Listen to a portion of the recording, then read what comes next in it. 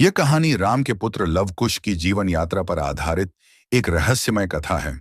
Love और कुश राम के दो बहादुर पुत्र थे, जिनकी वीरता और समर्पण के किस्से पूरे अयोध्या में फैले हुए थे।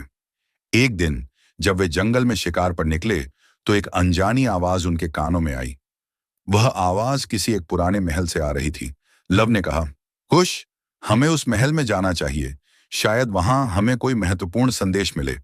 कुश, जो अपने भाई लव से हमेशा एक कदम पीछे रहता था, थोड़ा संशयित था। क्या हमें वहां जाना चाहिए? क्या यह एक धोखा हो सकता है? उसने कहा।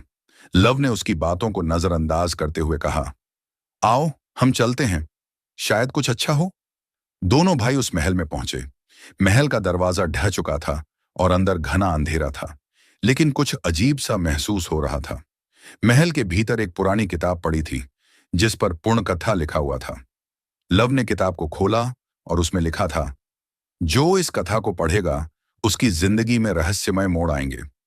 लव और कुश दोनों किताब को पढ़ने लगे, और जैसे ही उन्होंने आखिरी पंक्ति पढ़ी, महल की दीवारें अचानक हिलने लगीं। सामने एक गहरी सुरंग खुल गई। दोनों भाई डरते डरते सुरंग में प्रवेश कर गए। सुरंग के अंत में उन्हें एक बड़ा कक्ष मिला, जिसमें एक पुराना चित्र था। चित्र में एक युवक और एक युवती थे, जिनकी आंखों में गहरी दुख और प्रेम की भावना थी। लव और कुश ने चित्र को देखा और महसूस किया कि यह चित्र किसी अतीत की याद दिलाता है, जैसे वह दोनों इस चित्र से जुड़े हों। तभी एक अजीब सी आवाज आई, तुम दोनों को सच का सामना करना होगा। यह तुम्हारी पूरी कथा का अंत है। लव और कुश ने घबराते हुए आवाज की ओर देखा। अचानक सामने एक काले रंग की साया उभरा। वह साया धीरे धीरे एक व्यक्ति में बदल गया, जो राम का पुराना शत्रु था।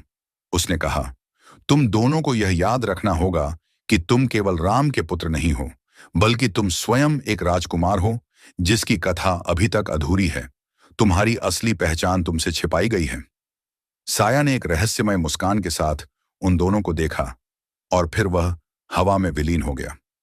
लव और कुश को समझ नहीं आया कि यह क्या था, लेकिन कुछ पल बाद उन्हें एक और किताब मिली, जिसमें लिखा था, तुम्हारी असली शक्ति तुम्हारे भीतर है और तुम्हारी यात्रा अभी शुरू हुई है।